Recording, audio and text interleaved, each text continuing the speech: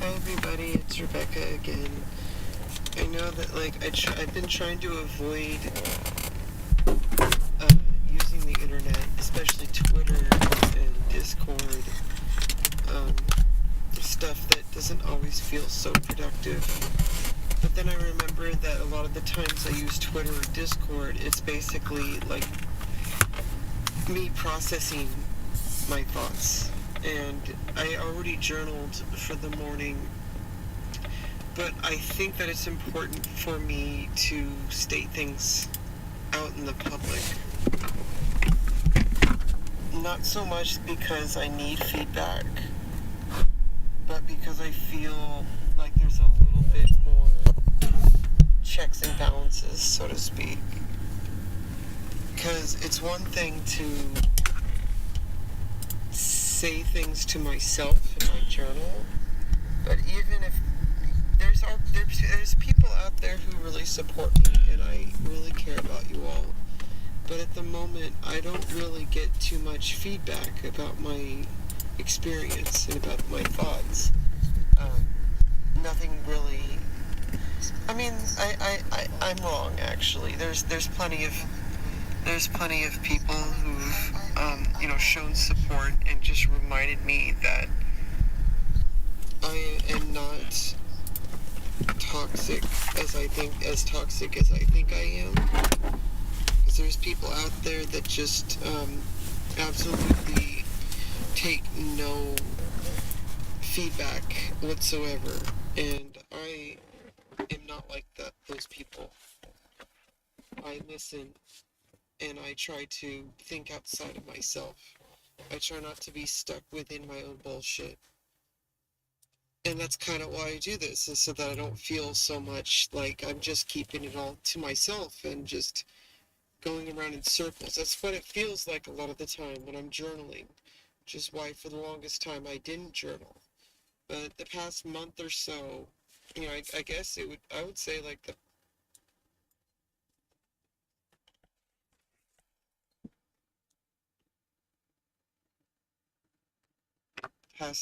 past month. It's been a month and a couple days that I've been journaling every morning at the very least.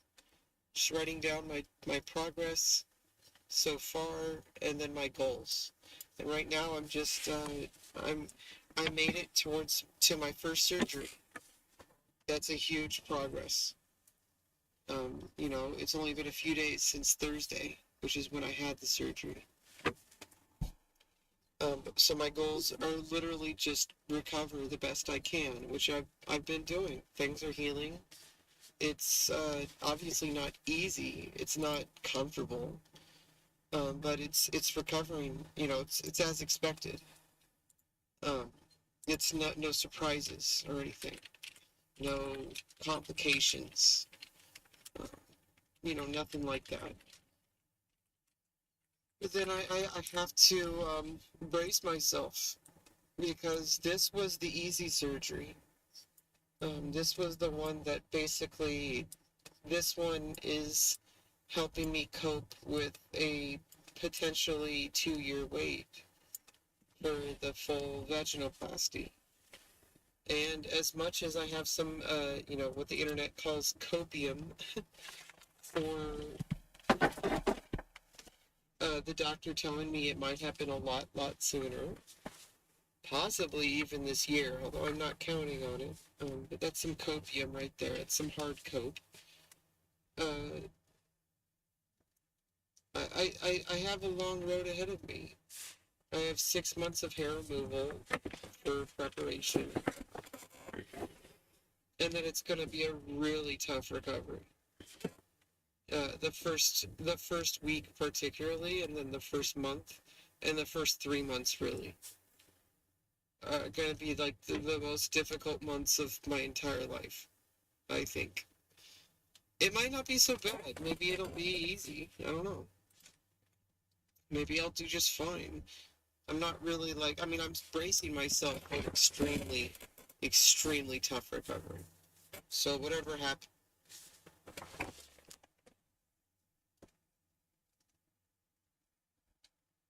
if it's easier than I think it is, then that's great. But It might be worse than I think it is. Who knows? But I'm not going to assume the worst. I'm going to assume based on what other women have talked about from their surgery experiences, and also judging from my history working with my doctors and from how I'm recovering from this surgery particularly, and how much I follow instructions, how much I even go even more careful than what doctors recommend.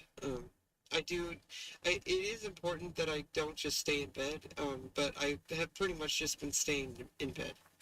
The doctor said I could do a little bit more than just go to the bathroom, but I take, I try to be careful.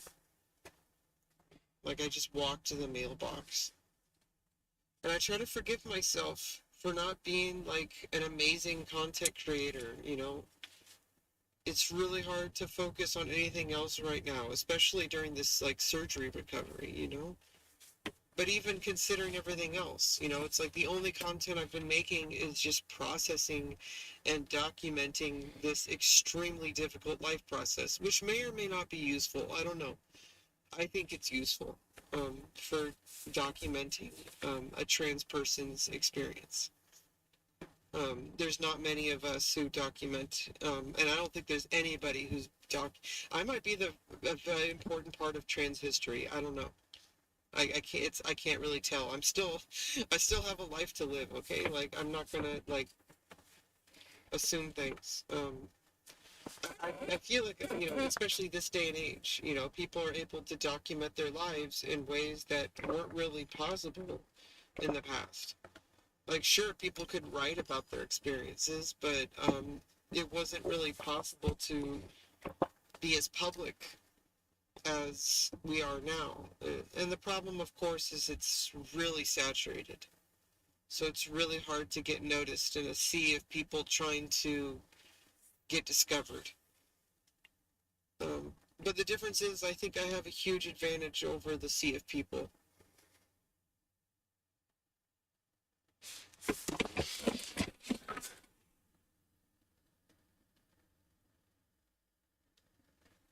Because I'm not just saying, look at me, which is a big difference from a lot of people out there.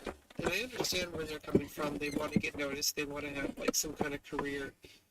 I understand, obviously. Everybody out here, it's an ocean, and everyone's just trying to survive. I get that. Everyone just wants to get that bag, you know? People just trying to put food on the table however they can. And it is very attractive to be able to just turn on a camera and make some money, however that might be. I feel like a lot of people don't really understand what goes into that, um, and how difficult it can be to get discovered. And a lot of people quit, but I'm not quitting because I can't. Because like literally right now, I'm using the internet and my social media and like my streaming and my YouTube, um, mostly my Twitter, like the past like couple months, to document my experience in order to process it, in order to actually get through this. So literally, I mean, that is literally content. And I think I have so much, I think I put too much pressure on myself to like try to make like what my idea of content is, instead of actually just accepting that whatever I put out is literally content. And it might not be entertaining, but it might be useful. At least it's out there. Whether or not it's actually useful in the moment or even in the future, I think it's irrelevant. Like the whole point of making content shouldn't be to get like some kind of validation or results. And most people who have succeeded in content creation share that belief. And so I'm inclined to feel positive about my experience. That I don't do this for views. I don't do this for money. Obviously, that's something I need, but that's not something I can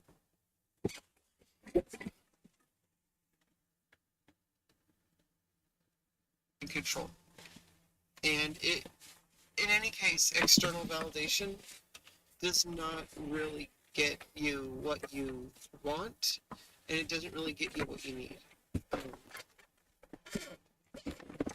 Because no matter how much external validation you have, it's always gonna, it's never gonna be enough. It'll pale in comparison to having true internal validation, which I'm too honest with myself to just get easy answers because I know too much. That I can't accept half measures. And part of the things that have been going through my mind, especially since now it's a very real thing that's happening with the surgeries. I'm in this stage of my transition now where I'm literally going through the surgeries now, which is not something that I've been trying to prepare myself for, but it was not something that I knew. I had no idea what this would feel like going through the actual prospect of the surgeries happening. Because for so long, just getting these to even happen, to be in the realm of possibility, that was difficult as it is. But now there's a reality that, hey, like these are actually happening. Oh, guess what? Now you actually have to deal with this. Like these are real things. And yeah, like part of me wants there to be an easy answer. If I could just skip these, it would definitely not I wouldn't have to go through all this trauma. But life is trauma. It's why we've developed our survival tools. The world is trying to kill us, and so we developed the ability to survive as humans. You know, we discovered fire, and we learned how to manipulate fire because people discovered just naturally that wild animals are scared of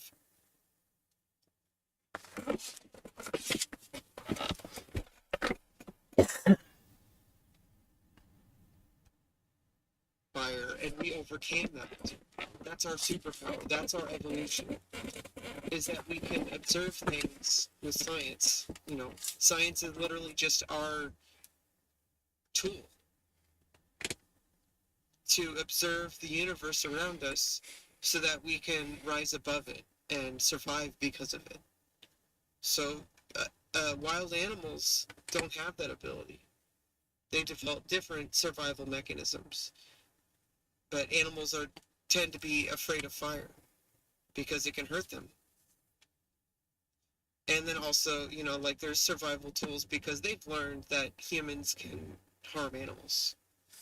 You know, they'll have spears and stuff. And there must be some kind of genetic memory of that and why they fear us.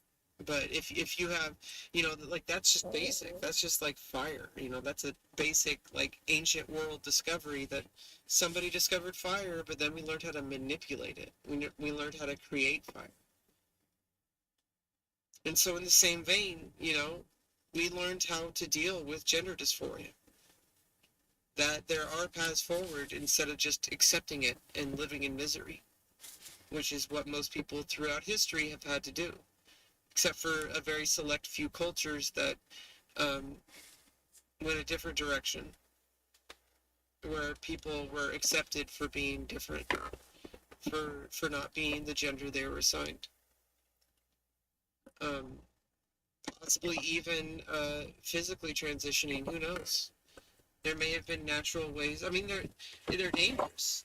We know now, but there are natural ways to transition. But now we don't have to rely on that. We have standard.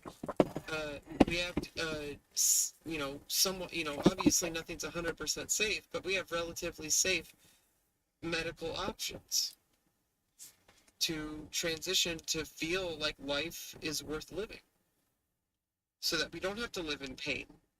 Even though this is painful, I know now that if I could have been strong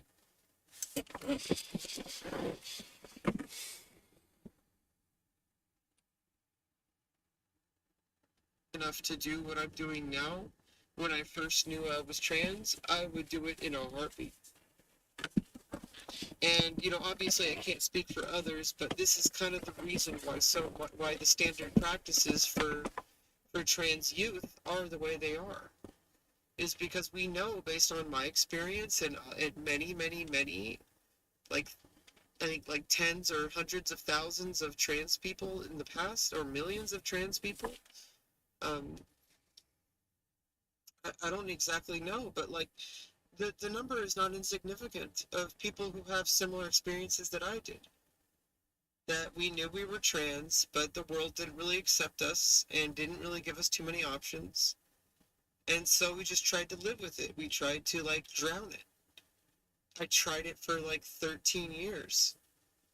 After knowing I was trans, knowing I needed vaginoplasty, knowing that I needed to do hormones and get vaginoplasty, but making excuses. And I wish people would understand, like, for a trans person, it's not the same as, but like, obviously, a cisgender person would not go through what we're going through. They would back out. Wait, like, if somebody just had a passing thought, like, oh, I wish I had a vagina, or like, and if it truly wasn't needed for them, they would have accepted it along, and I feel like that's what it means to be cisgender, is if people just have a passing thought, that's all it is. And obviously people are questioning, and that's a stage of transition, whether or not they're trans. But once you know, that's a stage. There are stages, and I'm in the surgery stage, which is kind of the final stage, really. But then life is all about stages. But when I was younger, I wanted there to be an easy solution. I wanted to just say, oh, well, maybe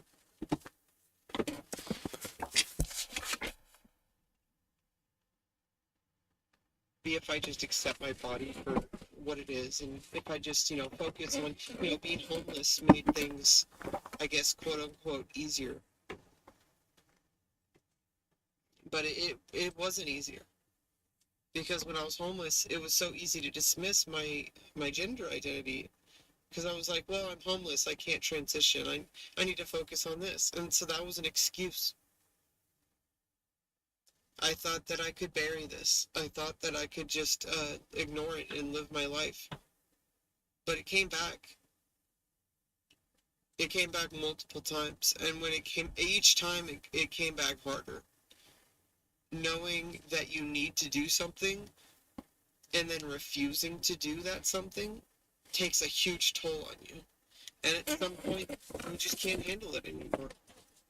And I'm glad I was finally able to be strong enough to go through this, but it is really fucking painful. And right now, like, I'm recovering well from my surgery, but this is the easy surgery. The next two surgeries are so critical for me to have a good recovery. It's going to be so painful. And it should go well, but it's still going to be a pain to endure.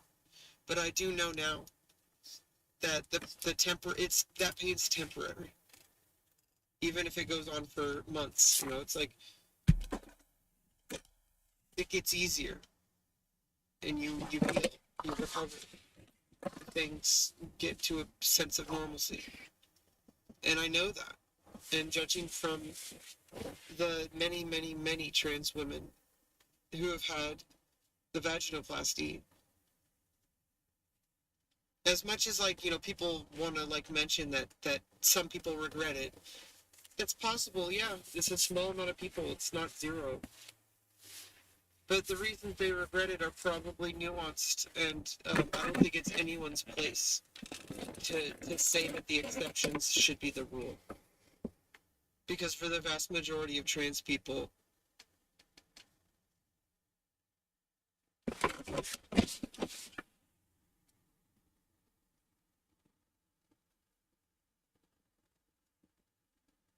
who need surgery, quality of life is vastly increased, and I already know that, judging from my own experience transitioning, that every single step along the way has been a positive one, even though it's been difficult. Nobody said it would be easy, okay? It is really fucking difficult, okay? But that doesn't mean that it's not worth it, because I already tried for 13 years, knowing exactly what I needed, but ignoring it because I thought it would be easier not to.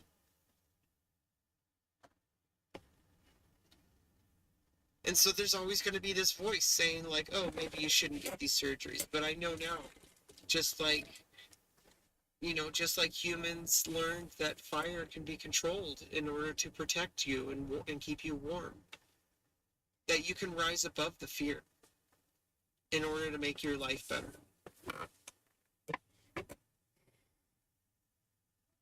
And so I will go through these surgeries. There's no backing out. I've worked too hard and I've waited too long to back out. And there's possibilities for things to go wrong. But I know 100% that things will go wrong if I don't get these. That I will never truly be happy. And at the very least, it's a life experience. And to put things in perspective, life is trauma, like I said earlier. If it wasn't this, it would be some other trial. That everybody goes through their own version of what I'm going through right now. And maybe not everybody. Maybe some people are lucky and they just get like a happy-go-lucky life. Okay, good for them. I don't want to like blame them. I think trauma competition is not worth it. What's the point? I wish nothing but the best for people. I wish people didn't have to go through trauma, but it happens. Some people go through different kinds of trauma, but it's not. It's a part of being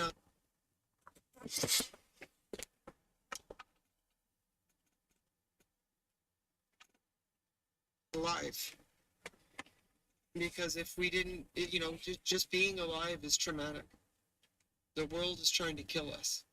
Well, I guess not really trying, but if we don't, in order to survive, we have to endure trauma. It's just a fact. It's why we survive. It's because we rose above it and we said, no, I'm not going to just accept this. I'm going to do something about it. And I just wish more people would understand that for trans people, the things that we discover we need are definitely something we need. Just because you don't feel it doesn't mean that we don't need it. And I feel like more people are understanding, but I wish more cisgender people would kind of back the fuck off. Because obviously for you, this would be wrong. Because you're cisgender. But for a transgender person, this is necessary. And I wish, thankfully, young people are able to get much more support in whatever way that means, which we discovered that some people are just non-binary. They don't need to transition medically or surgically. And it's a good thing, because if they did, it would be wrong for them.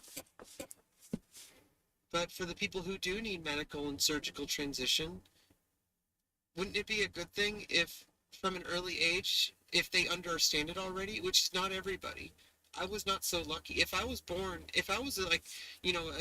a kid today, I was like 12 years old, 13 years old, if I like had the same experience, and I can't know for sure, obviously, because I would have had a different life experience, but I didn't know until I was 17, 18, 19. Like, it started surfacing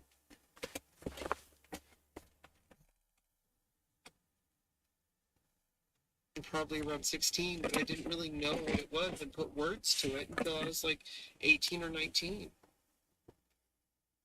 And I had already started. I had already gone through a lot of my male puberty by then, so it was kind of too late. Like I couldn't have gone on puberty blockers. It was too late. But there's people who do know at a young age. Some people even as young as 4, they know something is different. They're like, I don't want to be a boy, or I don't want to be a girl. And for some people, that's enough, is to just be accepted socially. And you could consider that, gender nonconforming or non-binary, or even binary, but trans identity. You don't need medical or surgical transition to be accepted socially, and I wish the world would accept that and just move the fuck on. But you can't change the world. We can slowly try to stand strong and try to stand up for what we know is truth and love. But you can't expect other people to. And hopefully we can fight back against, political propaganda and hate mongering to try to control trans people using false information, misleading information, hyperbolizing all sorts of shit that is leading to people uh, being against trans healthcare. Even though we know through observation, through empirical data, that the outcomes of trans patients who receive support, who get the medical treatment if they need it, is so much better than the alternative of trying to force somebody to be someone they're not, of denying them access to health care they need. Because if somebody knows by the time they first approach puberty, if somebody knows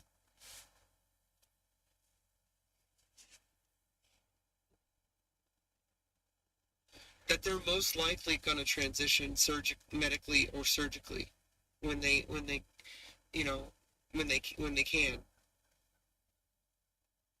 then shouldn't they have time to explore and understand and try to determine if it is the right thing for them? Because it's a pretty fucking serious change that you can't come back from, especially the surgeries.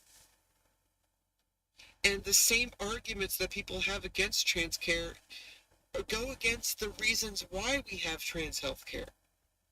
Because the specific reason why we have the hormone blockers, the puberty blockers for trans youth, is so that they can make an informed decision when they're older, so that they don't have regret. But if they're isolated, if they're told that they're wrong, or that their parents are abusers for supporting them, they'll feel like they won't have as much access to safe health care using known medical practices, being supported by people who are qualified, who know what they're doing. And of course, there's always the possibility there's going to be some rogue person who is using malpractice or whatever. Obviously, we're not safe from bad people. But you have to remember, those are bad people. And you shouldn't punish the majority for the exceptions. Don't live in fear. Live above fear. Like early humans with fire. If we were too afraid of fire to try to learn how it works, we would have stayed in caves, hiding away from wild animals, cowering in fear because we might be eaten, unable to even evolve past basic human instinct.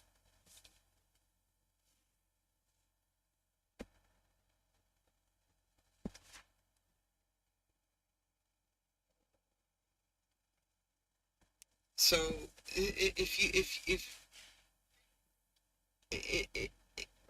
I'm going too far into that topic. I need to back out a little bit because this is I do this thing where I start thinking about like stuff that's happening in the world and like political stuff, and I try to bring it back to the things that truly matter for me, which are my feelings of I was not strong enough when I was younger. I was earlier. I was not stronger when I was younger. I was not strong enough to go through hormones or to go through surgeries. But now I'm proving it because I have to, that I have to go through this.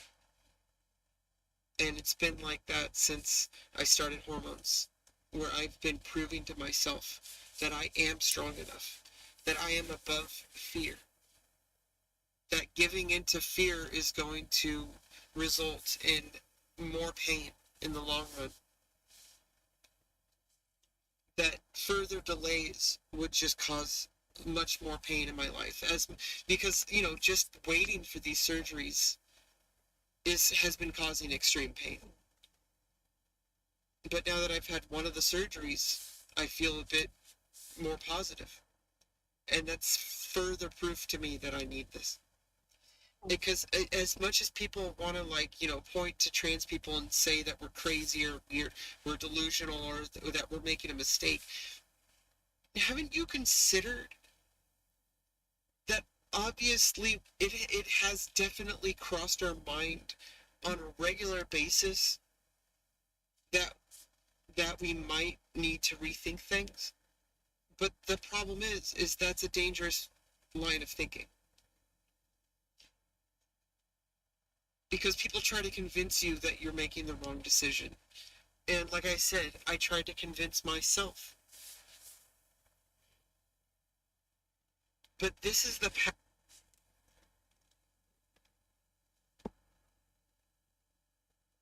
I have to go, and nothing will change that. Just like somebody who chose to raise a child can't back out of it. And there's no going back. There's certain things you start once you make the decision to move forward with them, you can't back out of it without severe consequences. And obviously for me at this point, I've been on hormones for so long. I've had one of the surgeries. I'm going to have two more surgeries. There's no going back. Okay, I thought very hard about this. This is not something that I just decided on a whim. And it's a good thing that we have evidence-based healthcare that makes sure that you know what you're getting yourself into and that you don't regret it. And the people who have regretted it, it's because they have not had this kind of support that they need. And maybe there are people who were pressured into it and who made a mistake. But if they had the kind of medical support and emotional support that they should have had, they would have found out way before they started hormones or got surgeries. If they had people who were there for them to help them through it, instead of fighting them every step. That maybe people turn to the internet, where people are batshit insane, and just absolutely insane, saying all sorts of dangerous things, uh, you know, giving them advice that they should not be giving about transitioning. And those people do exist. There are harmful people who are giving people really bad information, because these, a lot of the time,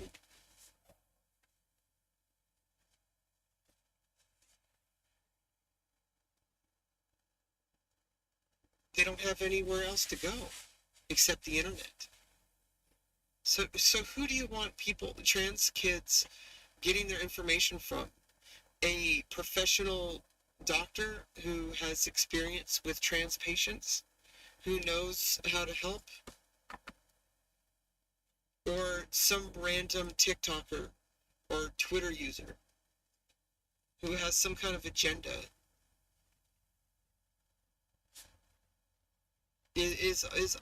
all I wish that people who were against trans people getting health care, that's all I wish that they would understand, is that their actions are harmful, and the things that they are trying to prevent are literally the things they're causing.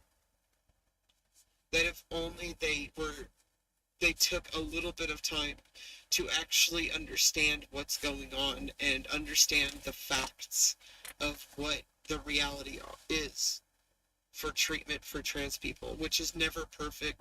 As much as it can help, it is not perfect. Being trans is hard enough socially in this world, but having gender dysphoria is extremely debilitating. And even with surgeries, nothing will ever get rid of these feelings. Hopefully I can at least live a better life. This is not, nothing will help me escape my fate, that I am different. And this is just something I have to live with. But that's the case for a lot of people on the planet. Not just trans people. I'm autistic. Nothing I do will change that. And even I didn't really understand what being autistic meant. And it was only more recently that I've just really started to dive into it with my therapist. Because we've been trying to treat, give myself tools to de-escalate and to live a better life. But now we're starting to actually dive in to what it means to be autistic. And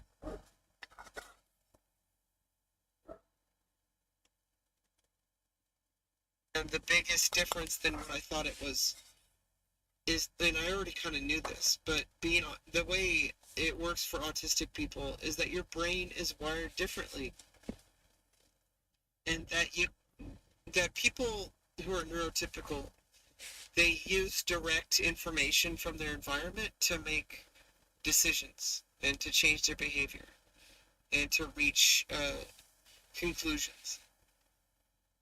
But for me, I have to go a more complicated path to get from A to B. I can't use the usual path, the direct path. I have to repeat things. I have to go through experiences multiple times. And as time has gone on, I've been learning to, especially with therapy, to do so in a much more productive way, in a safer way, in a less painful way than in the past, where I just had to go through experiences that were traumatic over and over and over again and have real life repercussions because of going through the same exact things, trying to learn how to deal with it, how to respond. Because I was not responding correctly, and I thought I was, because I didn't know how else to, because I process things differently. I mean, it was, the way my brain works helped a lot with, like, playing music or learning stuff in school, because I could practice that. It was encouraged to study, to practice your instrument or anything like that.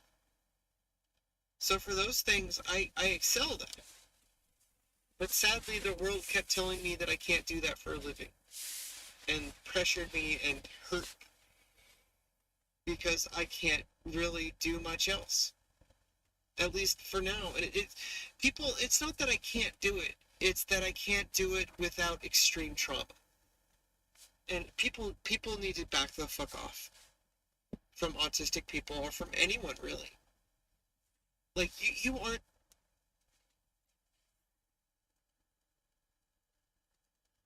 living somebody else's life. You don't know what somebody else goes through.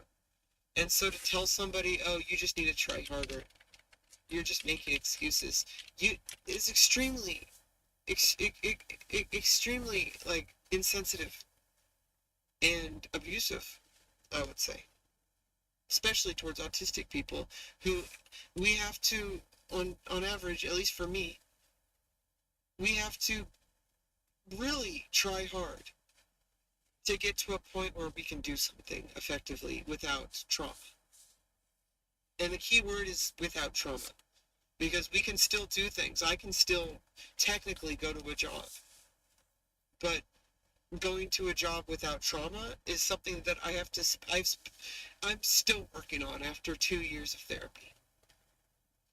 And I don't know how long it will take, if I'll ever be able to have a traditional job, or, like a regular job. But hopefully, I got approved for SSI, and I'm just waiting for them to start, to process that and start sending me money. But I'll have a safety net. I'll be able to have a basic income that I could start building something, have some independence. But I'm gonna have to build a career that's different from the majority of people. And sadly, it's not very easy to make that happen, especially since the vast majority of people who try to make a content creation or social media career fail. But I can't accept that. I have to keep coming back. Even if I knew, like nobody knows for a fact what the outcomes are from our if I knew for a fact, like, oh, if I spent my whole life doing this, I'll never get it.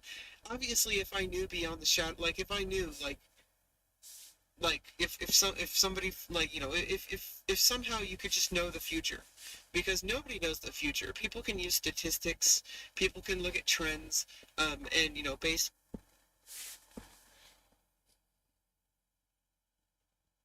on past experience, but you never really know. Something good might happen for me, and it's never going to happen if I don't try. But I'm not expecting anything to work out. I'm just doing this because this is just who I am. And honestly, I feel like you shouldn't get into this unless that is the case.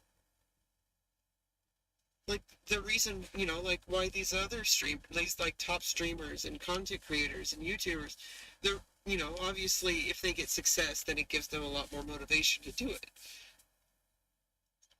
But like, there's a reason why they can do it and other people can't. Is because it's just who they are. It's not a career, it's a lifestyle. And a lifestyle is not something, I mean, you can change your lifestyle, but I think it's even deeper than that. And I've talked about this before. People like Miskiff, like it's like he just does what he does. And people throughout history, writers, artists, painters, sculptors. And you could even say, beyond the arts, not just like, stage and film actors and actresses. Anybody, astronauts, mathematicians, doctors, lawyers. The reason people do what they do is because it's just who they are. That they pursue that because that's what they do best. Whether or not they perform the best is different. Obviously, that's something that you have to refine and hone and, practice.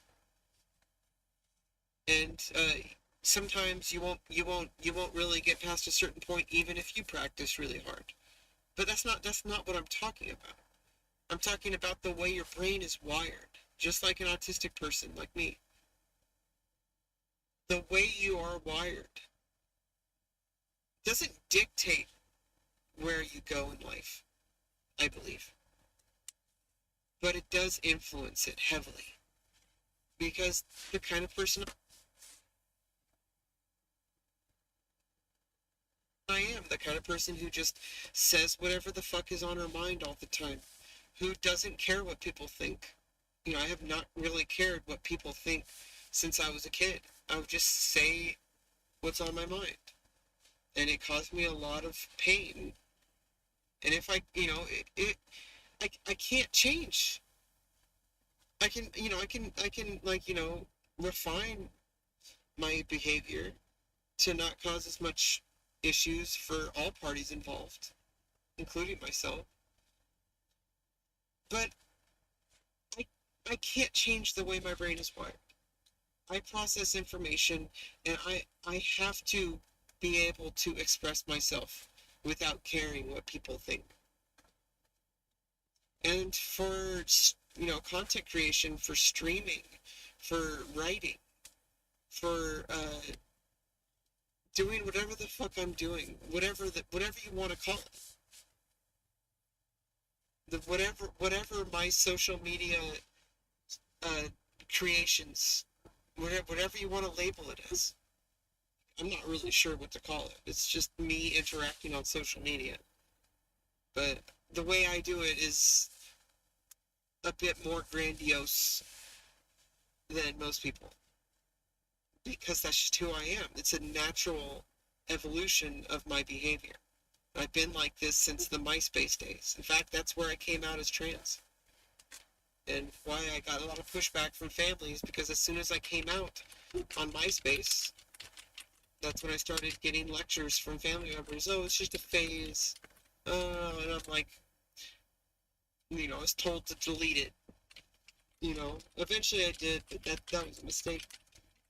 As I know that now, I can't hide who I am.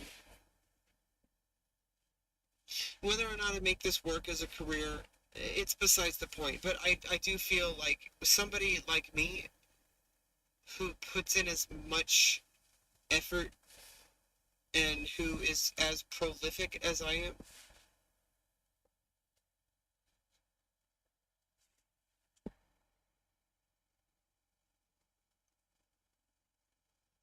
there's going to be a breaking point where it's just it's too much for people to ignore. Even if it's only a small amount of growth, it's something. And I actually have made some significant growth in the past couple of years compared to where I was before. I'm not saying that it's very like meaningful or that I do say that it's not meaningless. It might not be very like promising of a career, but it will definitely stay where it is if I don't do it. And it's not even a matter of whether I should or shouldn't. It's gonna happen regardless. And so literally like the reason I've built whatever the hell I built is because I know my tendencies and I may as well capture it in a bottle. And whether or not I can sell it is something to be determined. But at least I captured it. At least I put it out there into the world. It exists in some form. And that's not, it's something that like there's a couple creators that I've like really kind of learned to respect and listen to. One of those people is Devin Nash, and he's talked about that he doesn't always know how well received his content's going to be received, um, but he at least put it out in some form so that it exists and it has value. I do believe that content that we create has value. Even if it might not be considered valuable, it may in the future. And I always thought that about documenting human experience. It's why people wrote diaries. The only form of documenting history for the vast majority of human history has been people, making sculptures, writing on stone or on scrolls or on paper and publishing it, um, creating things that people can look at later. Whether or not it's accepted during your lifetime, that's not my motivation.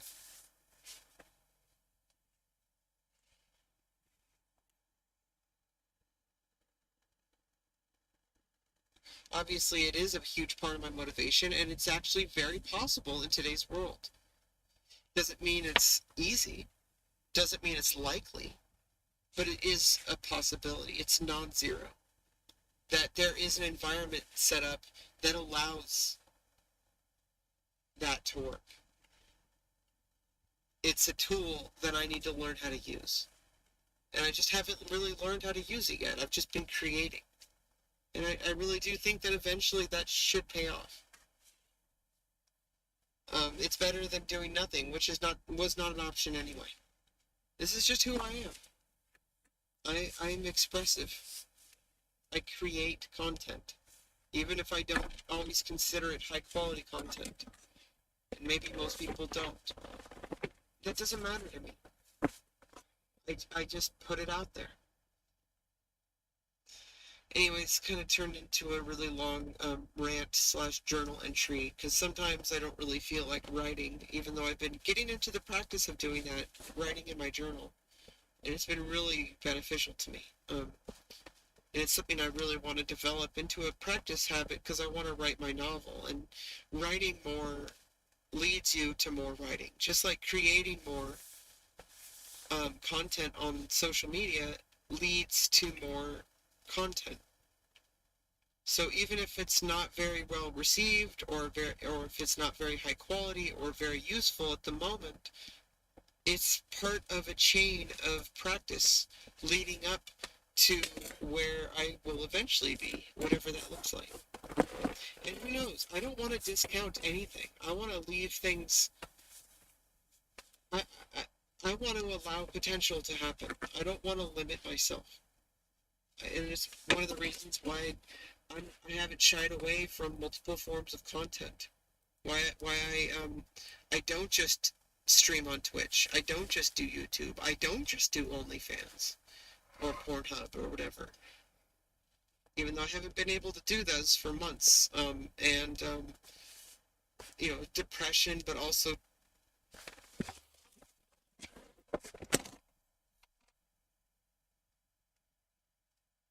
surgeries are happening.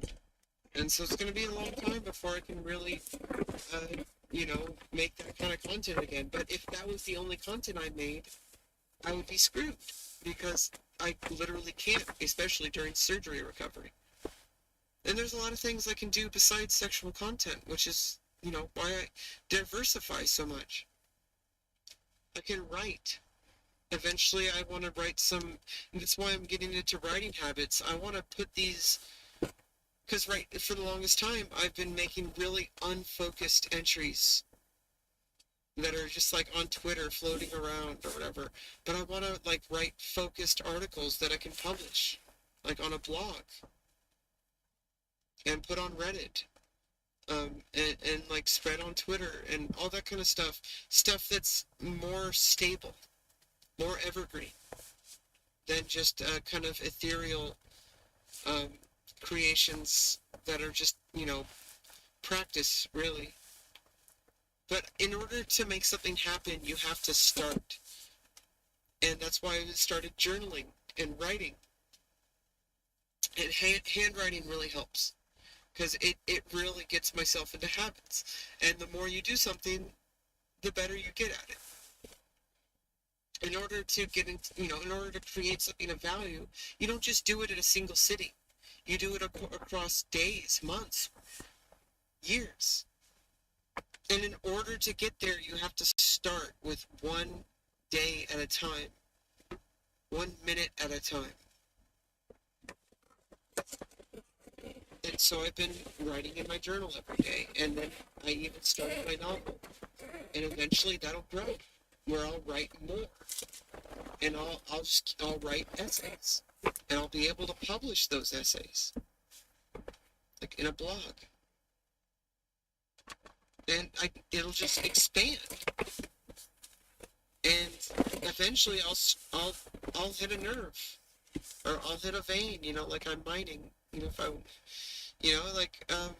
like a mineral vein or a surgeries are happening. Silver or gold or whatever. One day everything will just be too big to fail. That I'll be too big to ignore once I start putting higher and higher value content that people actually start to share. And, organic growth is really the best growth. I mean, listen, XQC knows that. XQCOW. People will criticize him, but he's not stupid. A very, very intelligent person. He's a very good entertainer. He's very good at what he does. But besides that, he's a very smart person. Appearances aren't everything. People judge based on appearances. But that's, his brand that works for him is talking the way he does, saying things in a way that sounds stupid, like sound like really kind of brain dead. But he's not brain dead. He's a very smart person. And, people will do the same thing with like Amaranth or Pokimane. Like, people judge things based on what they think instead of what reality is. You can't judge. You're making like moral judgments about, like Amaranth, like, especially because she makes sexual content. People will judge that because they think sex is bad. They think it's something to be ashamed of. Well, not everybody thinks that way. And people should not be shamed for being who we are. Just like people will shame XQC for like being outrageous or being, kind of insensitive and making fun of people or whatever. But he makes fun of everybody. He's a comedian. And he's not doing it from a malicious standpoint. We should be focusing on the people who are malicious, like the politicians. Hold them accountable. XQC, he's just having fun, and he's, it there's a lot more people who deserve your focus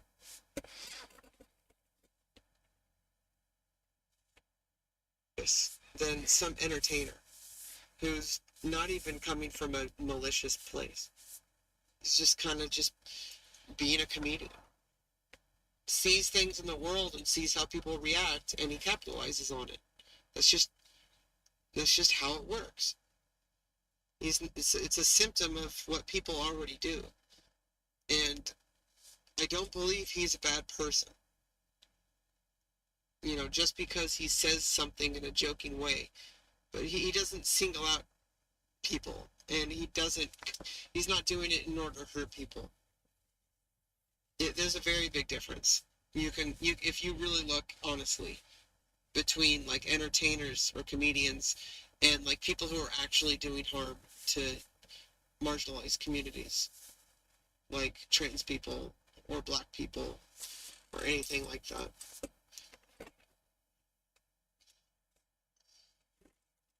I I know that eventually everything that I've been working on will be worth it. And even if I don't achieve anything in this life, who's to know like what my efforts will be beneficial to humanity in the long run? That maybe I'm one of those people that is influential in human history. Who knows? I'm not going to set myself up as that because that's, I don't live in fantasy. I live in reality. And the reality is that I'm struggling just to make a name for myself and that I'm just doing the best I can, doing what I know how to do. I'm just being myself, which is what most creators will say. Don't don't try to be someone else. Just be yourself. Um, and I have to trust that. And so far, the people who support me and who the people I need to reach have been the people I've reached and who have continued to show support. And it takes time. Organic growth is the only real growth. Because once you get the people who, the people who naturally gravitate towards you, those are the people you want. Because those are people who matter.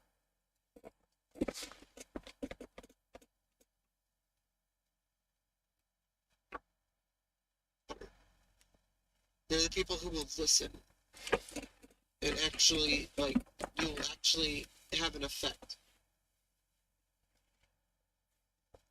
And over time, you'll find that those people are more than you think. It's just hard to see it when there's a giant ocean of people who don't even know you exist. But I've been learning the past 2 years that there are people who are my people. And sometimes I forget that. And I'm sorry, and I'm sure they forgive me for it. I try not to be ungrateful for the people who support me and they all know who they are. And I sometimes I feel so upset because it doesn't feel like I'm making progress, but I am. And like I said earlier, regardless of whatever outcomes happen as a career or whatever, like I'm just capturing what I would do anyway. And I've set myself up across multiple platforms so that I'm not putting all my eggs in one basket. I'm I, I'm reaching across everywhere, just throwing out, casting a wide net until something sticks. You throw enough shit at a wall, eventually something's gonna stick. And you know, I have to trust myself. I have to forgive myself, and I have to give myself time. I have to take my time to refine my content. And there's different content, and those each have their own refinement techniques. But I'm doing that. I'm literally writing every day now, and I'm more likely to write the things that will be able to be published and help me in a career, like articles, you know, essays.